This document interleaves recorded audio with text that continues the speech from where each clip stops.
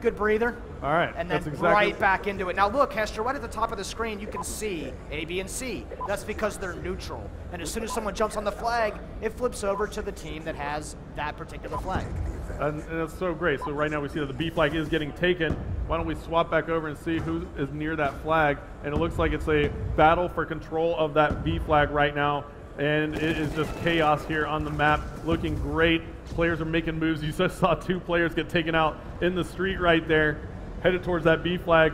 So this is just basically a feel it out type of moment here, isn't it? I'm really excited by the way these players will actually position and set up. They will not be in a hurry to grab the B flag until they feel like they can really lock it down. Look at Big Timer moving up beyond the flag radius so he can try to lock that position in really well. Yeah, and now we see that Karma is actually pushing up on that right flank, but he does get taken out right there. And now you see some players hovering over that B flag. Let's hop on board with Merc. There he is, taking the B flag with some help of his teammates.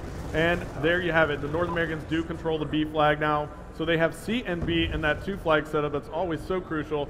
And tell me a little bit more about Yemen here as we're watching it. You see a lot of tight corridors here, and tell me a little bit about the design of this map. Yeah, so we worked on this map really early on, and we wanted to make sure that we definitely brought that classic urban street fight that players love, make sure it was still available in Call of Duty Black Ops 2 as well. And this is why you see this such fast-paced action here. Look at the kill feed just spinning the entire time. Absolutely, and that's something players love in Call of Duty is just non-stop engagement, and that's what you get here on Yemen. And especially with Domination on this map, it's just non-stop. And you take a look at the map here overhead, you just see constant movement from the players, right? And it's just a great thing to watch. I actually love this view right here, just watching the triangles moving around the map. I'm always fascinated by the line battles these guys have. They will set up and just try to deal with the threats coming in on them. And in this view, we can see which guys are firing, and you can get a really good idea. Look at Merc coming around from the side, going for a flank. Yeah, and absolutely. We even saw the care package just get dropped right there for the North Americans, back on the C flag in a safe area. So I mean, it's just a beautiful thing. We can actually take a look here. We see that Shane is on the A flag now. Big Timer is on the B flag. He just ran through it. They still have control. And Ray now runs by the A flag. It looked like Ray was actually pushing for that capture. So the North Americans are now pushing this flag pretty hardcore and aggressively. And then the Europeans do manage to thwart that off. We'll jump on board with the Europeans. Why don't we hop on board with one of the ladies here? Jump on board with Kitty Cat, and we'll take a look at what she's using. She's got the MP7, and it looks like that class is pretty solid.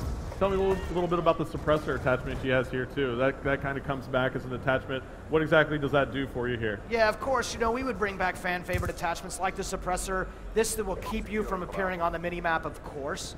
And this is really good for guys who are trying to stay low off that radar, of course. Yep. So as we see here, we actually see the perks now coming up. It looks like we got that off the spawn. Why don't we take a look at some of the perks here that players are using?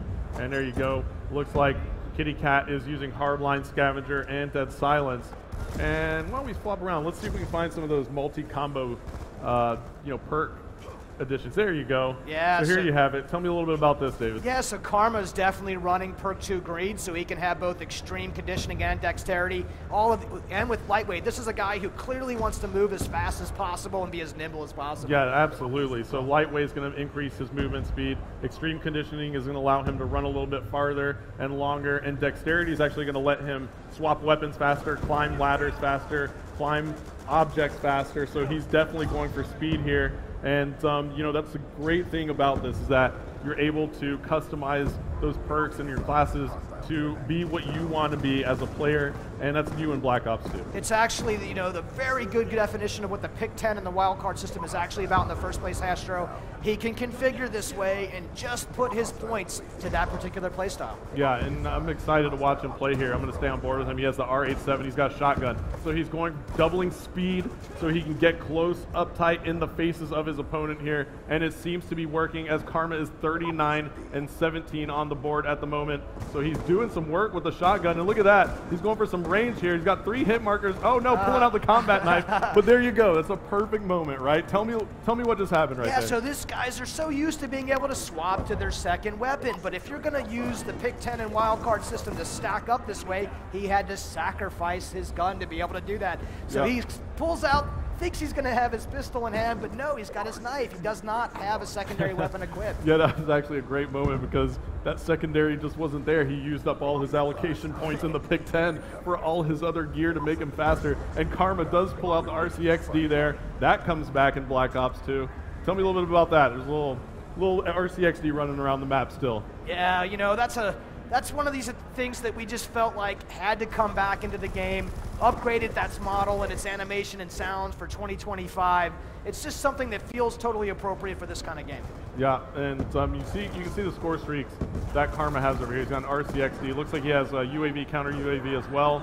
So he's definitely, it's a great class. It looks like he's making that rushing class, so that makes sense. Why don't we scroll through here a little bit more?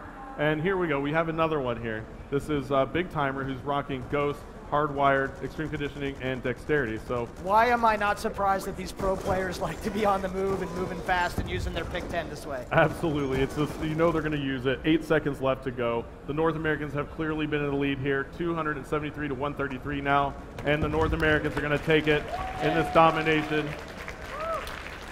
And they're pumped. Let's take a look at this final kill cam. Good job, Schwiz. Look at this.